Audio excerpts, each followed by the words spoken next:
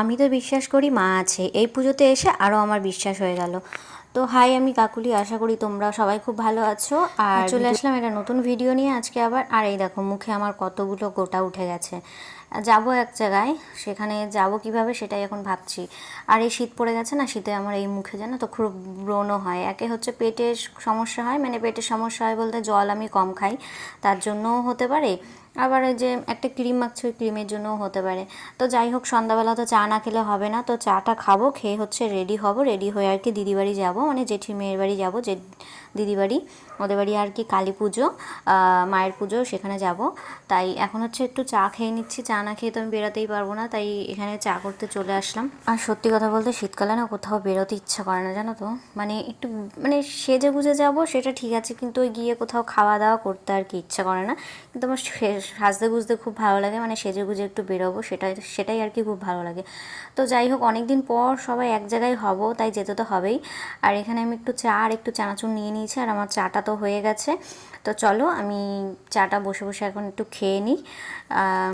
আর এখন আমি এই যে স্টিলের গ্লাসটায় করে চা খাই, কারণ চাটা ভাবি যে অনেকক্ষণ গরম থাকবে, তার জন্য। যেহেতু শীতকাল তাড়াতাড়ি ঠান্ডা হয়ে যায়, তাই আর কি এটাই করে এখন চাটা খাচ্ছি। আর মিনি হচ্ছে পাশে, মিনিকে একটু বিস্কুট দিয়েছি, ও খাচ্ছে, ওকে বারবার দেখছি, আর আমিও খাচ্ছি। আর ওকে না আমি একটু এই চা দিয়ে যদি বিস্কুট ভিজিয়ে দিই, ও সেটা কিন্তু খুব ভালো খায়। মাঝে মাঝে একটু নকশা করে, বিস্কুট খেতে চায় না, তো ওকে একটু চা দিয়ে ভিজিয়ে দেওয়ার পরে তারপরে একটু টুকরো টুকরো করে দিই, তারপরে গিয়ে খাই। তো যাই হোক, এই চাটা খেয়ে দিয়ে এখন আমি রেডি হব। অনেক দিন পর এক জায়গায় সবাই হব, তো খুব ভালো লাগছে। দিদিদের হচ্ছে মানসিক পুজো, এই নিয়ে 3 বছর আর কি পুজো হচ্ছে। তো দিনের বেলার দিকে যাওয়া হয়নি, তাই একবার রাত্রিবেলায় যাচ্ছি আর কি। সবাই সবাই যাব, বোন টোন, বোনের বর টর সবাই যাবে। তো সবাই মিলে এক জায়গায় হব। রেডিমেডি হয়ে বেরোতে বেরোতে অনেকটা লেট হয়ে গেছে, তাই আর বাড়িতে কিছু শেয়ার করতে পারিনি। একেবারে এখানে এসেই তারপরে শেয়ার করছি। আর হচ্ছে যেতে যেতে প্রায় 8:30 বেজে গেছিলো, জানো তো। আর এই যে দিদির মেয়েরা, ওরা কিন্তু পড়তে গেছিলো, ওদের পড়া থেকে নিয়ে এসে তারপরেও আর কি যাওয়া হয়েছে, তার জন্য আরও লেট হয়ে গেছে। আর এই যে মাকে দেখে নাও, মাকে তো আগেই দেখেছো, তোমাদের সাথে আগে শর্ট ভিডিওতে শেয়ার করে দিয়েছি। তো এখন এখানে পুজোর জোগাড়যন্ত্র চলছে, আর ওদিকে দিদি কিন্তু ভোগের প্রসাদ টোসাদ রান্না করছে আর কি। তো আর এদিকে বাইরে হচ্ছে ঠাকুরমশাই সব জোগাড়যন্ত্র করছে।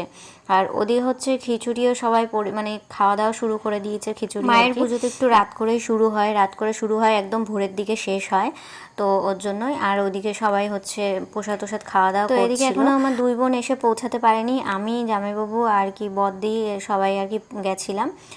আর এখানে দেখো, মায়ের আস্তে আস্তে সব প্রসাদের সব কিছু নিয়ে আসা হচ্ছে আর কি। পুজো শুরু, দিদির ছেলে, ওরই কিন্তু মানসিক পুজো, তো ও পুজোতে বসে গেছে। আর একটু পরে দিদি এসেও বসবে আর কি পুজোতে। এই যে আমার দিদি বদ্দি, এই বদ্দির ছেলের আর কি মানসিক পুজো। আর এইটা হচ্ছে আমার বোন কিন্তু হয়, ও কিন্তু আমার বোন হয়। তো যাকে যাকে সামনে পেয়েছি তাকে তাকেই আর কি দেখালাম আর শেয়ার করলাম, আর সবাইকে আর কি ফোনে তুলতে পারিনি। ভগবানে তো আমি প্রচণ্ড বিশ্বাস করি, আর মাকেও আমি খুব ভালোবাসি আর খুব বিশ্বাস করি। আর এখানে এসে তো মার অলৌকিক দৃশ্য দেখে, অলৌকিক রূপ দেখে তো আরও বেশি আর কি বিশ্বাস হয়ে গেল আর কি। তো এখানে যে সবাই মিলে খাওয়া দাওয়া করতে বসে গেছে আর কি, দিদি জামাইবাবু ওরা বাড়ি চলে যাবে তাই। আর সবাই মিলে পরিবেশন করছিল, তা আমাদেরও একটু ইচ্ছে হলো আমার দিদির, যে আমরাও একটু পরিবেশন করি। তো বড় জামাইবাবুই দিচ্ছিল আর কি বেশি, 2 জামাইবাবু মিলে। তো ওরা বসেছে এখন খেতে, তাই আমি আর বদ্দি মিলে দিচ্ছি আর কি। তো এই যে এখানে একটু হাসাহাসি চলছিল, যে বড় জামাইবাবুকে আর কি শুধু তরকারি দিয়েছি, খিচুড়ি এখনও থালায় আর কি পড়েনি, সেটা নিয়ে আর কি আমরা সবাই হাসাহাসি করছিলাম। তো খিচুড়িটা শেষ হয়ে গেছিলো, আনতে গেছিলো ওর জন্যই আর কি। আমি বললাম আগে তরকারিটা দিয়ে নি, তরকারিটা খেতে থাকো, খিচুড়ি আসছে। আর সত্যি কথা বলতে সবাই মিলে যখন এক জায়গায় হই, তখন হাসি ঠাট্টা কত কিছু হয়। তারপরে হচ্ছে অনেক দিন পর অনেকের সাথে আর কি আলাপ হয় একটা অনুষ্ঠানে। তো এখানে 3 বছর ধরে পুজো হচ্ছে, এখানে যাচ্ছি, তো অনেকের সাথে কিন্তু আলাপ হচ্ছে। তো যাই হোক, এখানে দেখো মার আরতি হচ্ছে, এখন আমরা আরতি টারতি নিচ্ছিলাম, তখনই আর কি একটা অলৌকিক আর কি ঘটনা ঘটলো। সেটা হচ্ছে একটু, যাই হোক, রাগারাগি মন মালিন্য হয়েছিল, সেখান থেকে মাও রেগে গেছে। মা রেগে গিয়ে বলছিল যে এত রাগারাগি এত কি, এই যে মা রেগে গেছিলো, আর এই দিদিটা একটু ভরে পড়েছিল। যাই হোক, আমার দিদি একটু মায়ের কাছে ক্ষমা ছিল, তারপর মা ক্ষমা করে দিল।